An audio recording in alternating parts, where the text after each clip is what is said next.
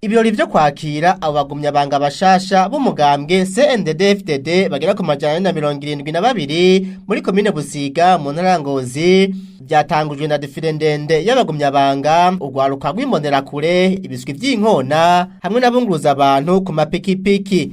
Mwijambo jiwe ryo kwakira abashitsi umunyamabanga w'umugambwe CNDD-FDD muri komine ya Busiga Godefroid Bagayo Witunze yamenyeje ko abagumyabanga biyo komine bamaze gutahura ko gutera imbere ari mpaka bakura amaboko mu mpuzo bakore ari naco gituma bariko barakora cyane ibikorwa bibateza imbere aho akavuga nk'uburimyi ubworozi ubudandaji n'imyuga. Nayo umunyamabanga w'umugambwe CNDD-FDD mu ntara ya Ngozi Jules Aristide Ndatimana Mwijambo jiwe yamenyeje ko abo bagumyabanga bashasha bakiriwe ari bo bavyisabiye ku gushaka kwabo kuko bamaze gutahura bakabona ivyiza vy'umugambwe CNDD-FDD agasaba n'abandi ko bahambya mu rugamba rw'iterambere. Inyuma y'ivyo hakaba haciye haba umugirwa wo kwakira abo bagumyabanga bashasha aho baciye babambika n'umwambaro w'umugambwe CNDD-FDD.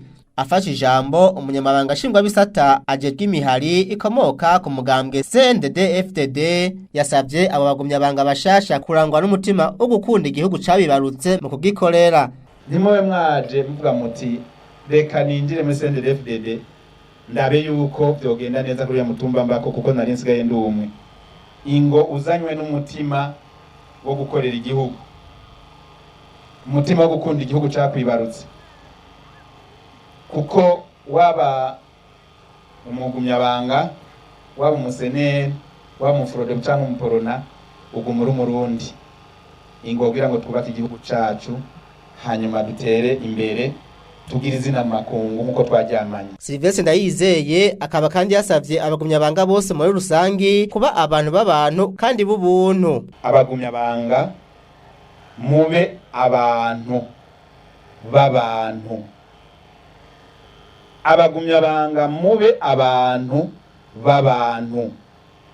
Umuntu akundwa, umuntu aganwa. Umuntu abantu bose babone ko ari umuntu. Mugire ubuntu hama mube abantu b'abantu. Tugire ubuntu, tugire umuco w'ikirundi, tube abantu bahurumbirwa na bose, baganwa. Bagusabye ijambo rimuhe itonde igenze neza bumuntu abantu bose bavuga bati urya n'umuntu niteka kwigu cacu niteka ku mugambwe wacu.